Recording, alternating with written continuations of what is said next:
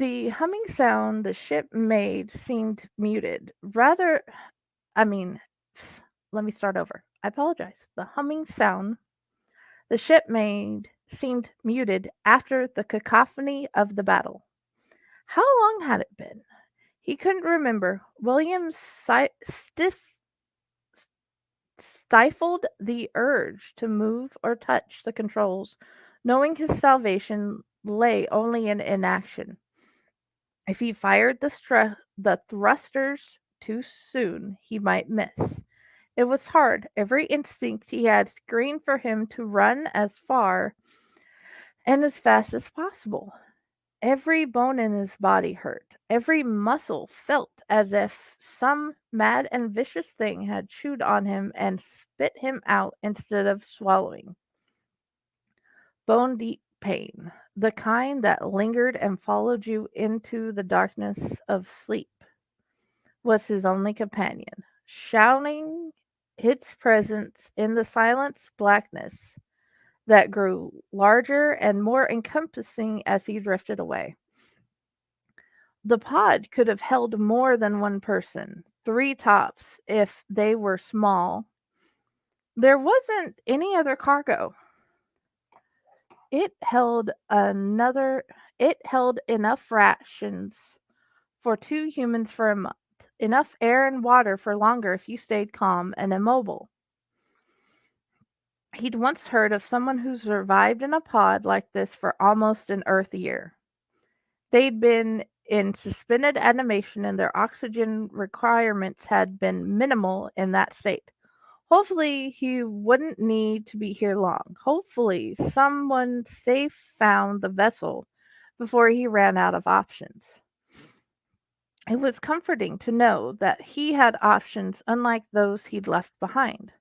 Though they were few, the reality of having more to look forward to than just death soothed him. A balm for his shattered nerves. He'd been tested beyond the realm of his previous imaginings by the last few days. Yet he'd learned how strong he was, how deep the determination to survive ran through his veins. If he closed his eyes now, he would probably see the faces of those he'd left behind in the ship. Their faces and what he'd done, how he'd changed them, left his mark until nothing remained, nothing human, that is. William looked out the window at the rapidly retreating point of light that had been his home for more than 2 years.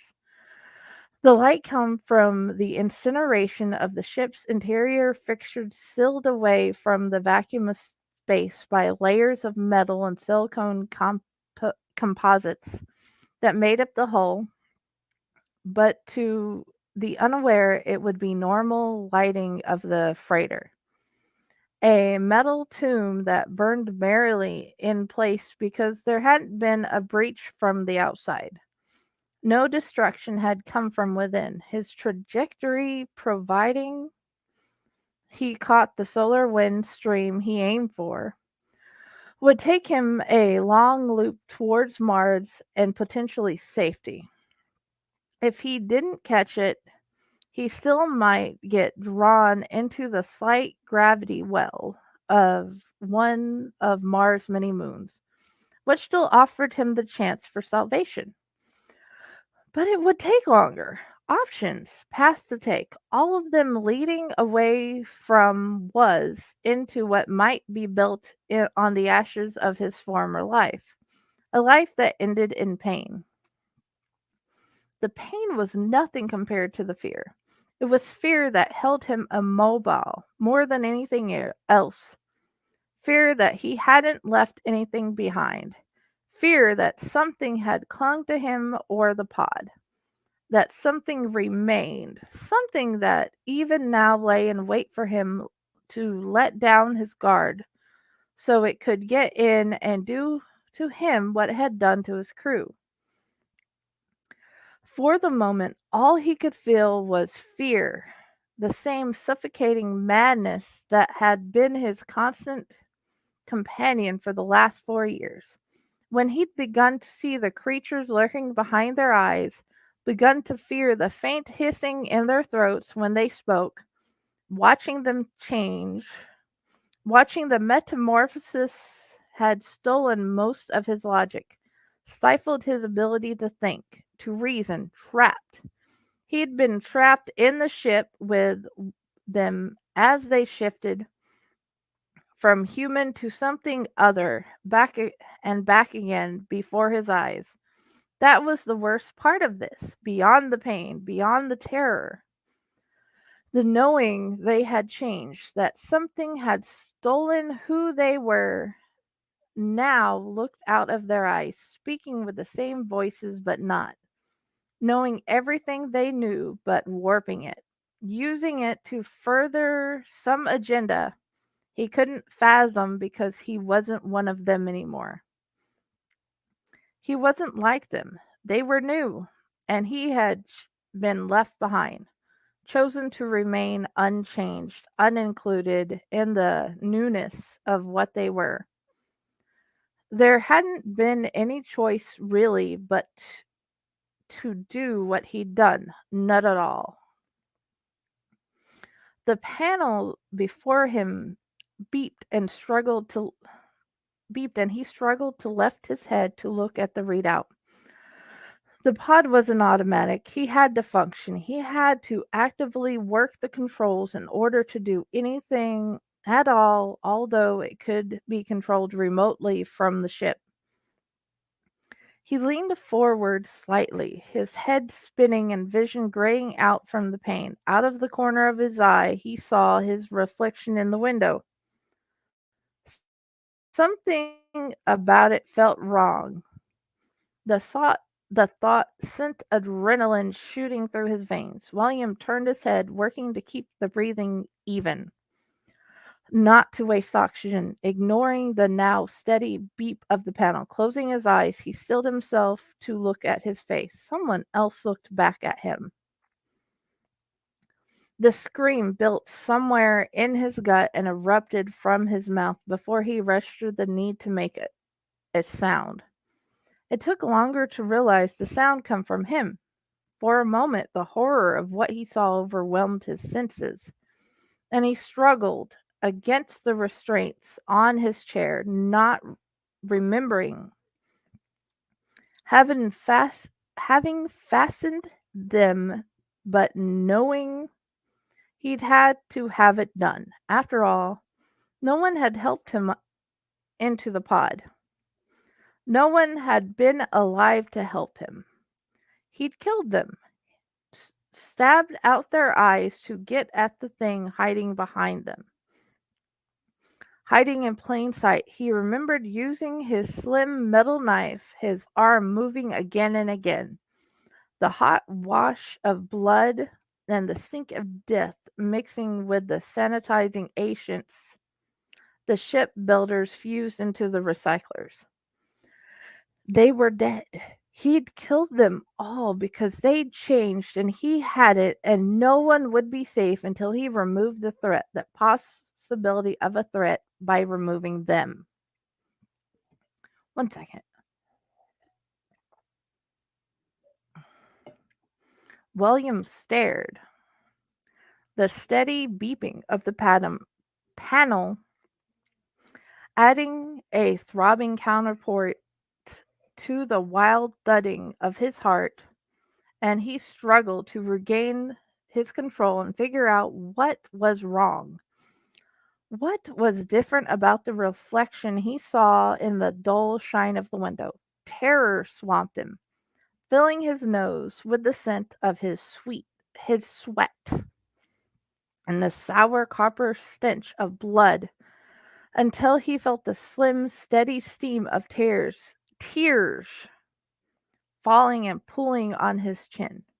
He tried to raise his hand to wipe them away and realized he couldn't. Tearing his gaze away, he looked down and saw his arms were bound to the rest, restrained individually, one to each side. The crash restraints for jumps, locking his limbs in place to cushion and protect them from the G-force of high-speed maneuvers. Had he made a jump? No, he'd killed them. He set the oxygen tanks to explode, and he'd gotten into the escape pod alone because they were all dead. He closed his eyes, the tears falling faster, remembering Renate's face. The look of surprise as he thrust his knife into her eye and dug out what was hiding there. The look of fear and horror frozen in a single instant of pain, then nothing because her eyes were gone.